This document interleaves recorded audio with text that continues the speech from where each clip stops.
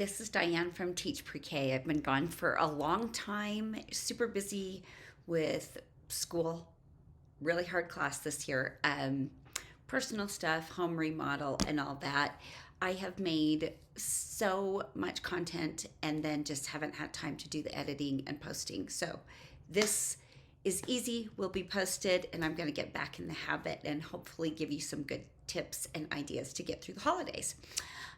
One thing I want to show you is how you can make your own liquid watercolor using your dried up markers. So in my classroom, I have just a small trash can. Seriously, it's about this high.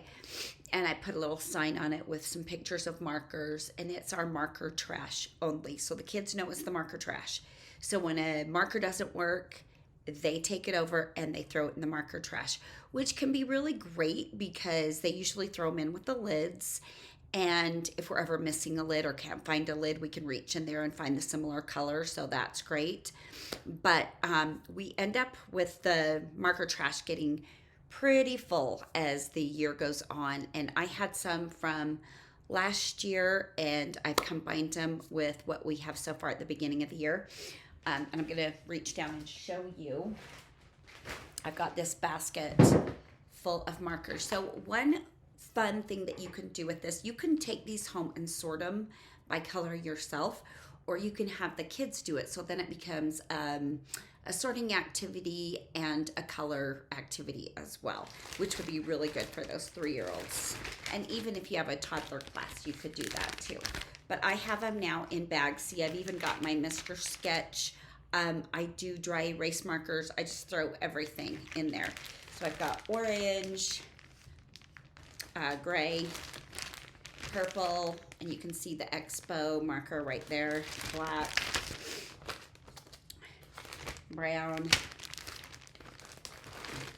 green, blue, and then I have yellow, red, and pink. So what I do is you can use any kind of container you want. And I had some like quart-sized jars, but I bought some smaller jars because I don't really need that huge amount, because this liquid watercolor becomes pretty vibrant, and you don't want a whole bunch of water, otherwise it will dilute the color. So I get water and a jar, or you could use a cup, a bowl, a glass, whatever, and I fill it maybe a little less than half full.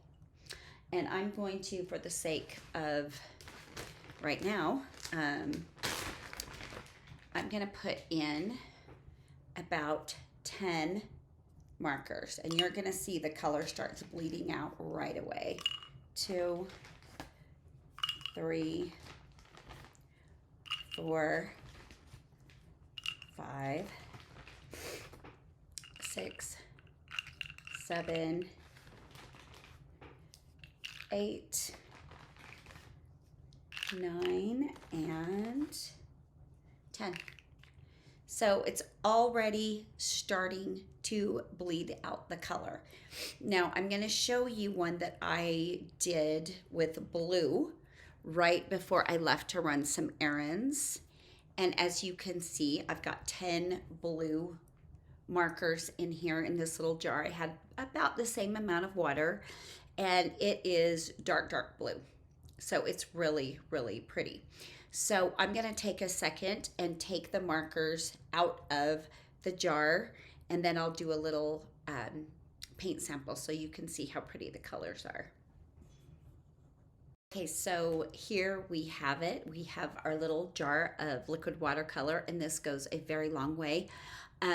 My school orders the liquid watercolor concentrate from Discount School Supply, and it's you know, pretty vibrant if you don't put much water in it, but it's kind of expensive.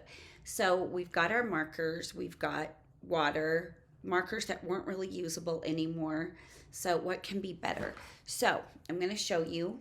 I'm just going to dip a brand new clean paintbrush in there, and I'm going to do a couple strokes on some paper. and it is beautiful. It is such a bright color, like super vibrant, super pretty. Okay. So there is my blue watercolor. So this is markers that have been in the water for maybe, I'd say maybe 2 or 3 hours. So this is something that you could maybe do in the morning, or like on your break. If you have 2 classes, I have a middle of the day break, and it would be ready for your class. However, I'll show you what the markers look like. Okay, so here's the markers that have been in the water. There's still a lot of color left in those.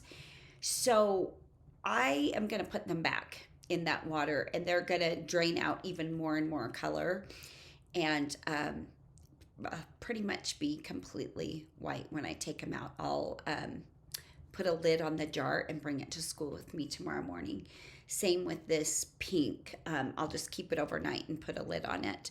But the great thing is especially if you have the kids, throw away their own used up markers, sort the used up markers, have a center one day of counting 10 markers in a jar. Then when you're done the next day, so wait a whole 24 hours and then do a paint project. I'm going to use my colors for coffee filter turkeys for Thanksgiving. It's about November 13th, I think today, November 13th or 14th. And instead of using more of the school's watercolor and having to reorder it sooner, I'm just going to use what I've got here. And I have tons more blue markers that have dried out, and I can make more blue paint. I will give you one little caveat on this. See, I've got my lid here.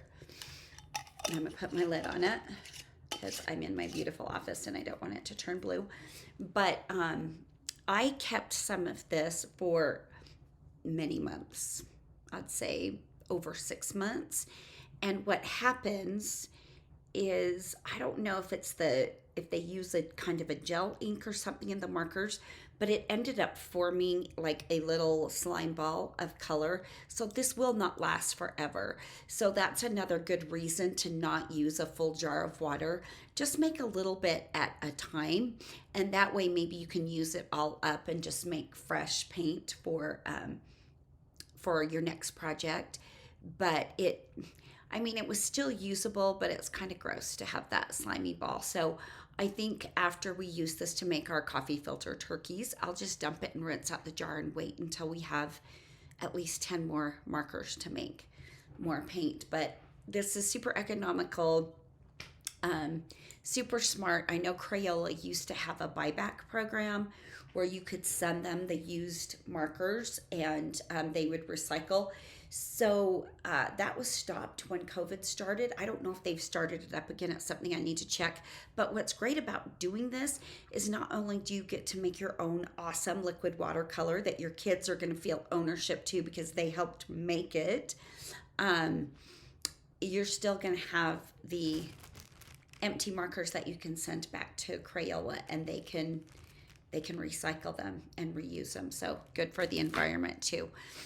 During COVID, I did have to throw them away, and I felt kind of guilty about that. But if you check their website at Crayola.com, they will direct you to what you need to do to become part of their recycling program. Anyway, when we use this, hopefully I'll get to do some stills or some filming, and I'll be able to show you what we actually make. So all you need is any kind of container, water, and your dried up markers, and you've got liquid watercolor that the kids will love, especially if you let them help make it. Kind of turn it into a science experiment. They'll enjoy it even more. Thanks so much.